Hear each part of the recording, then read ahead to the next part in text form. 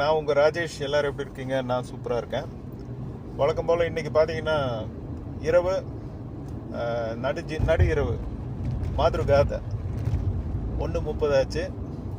நான் இப்போ Uber black reservation பயணம் பயணியை பிக்கப் பண்ணுறதுக்காக வின்சென்ட் பின்சோன் ஏர்போர்ட் 2 மணிக்கு 2 horas madrugada Vincent Pinzon airport Uber black. So நான் பயணியை பிக்கப் பண்ணுறதுக்காக போயிட்டுருக்கேன்.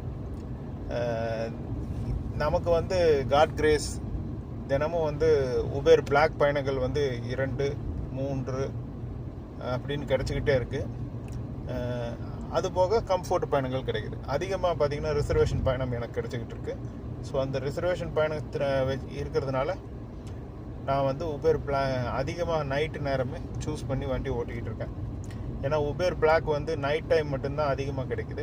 டே டைமில் உபேர் பிளாக் பயணங்கள் கிடைக்கிறது ரொம்ப கஷ்டம். நைட்டு மட்டும் நிறைய கிடைக்கும்.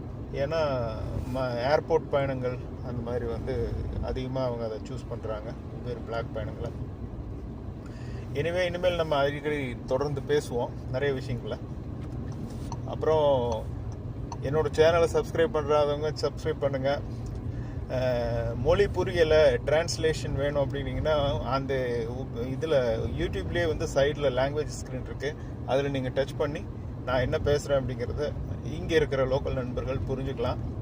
விருப்பம் இருந்தால் என்னோடய சேனலை ஃபாலோ பண்ணுங்கள், சப்ஸ்கிரைப் பண்ணுங்கள். தொடர்ந்து நான் அப்டேட் பண்ணுறதுக்கு முயற்சி பண்ணுறேன். ஒன்று ஃபோர்டலைஸாவை பொறுத்த வரைக்கும் ஒரு ரொம்ப அருமையான ஒரு சிட்டி.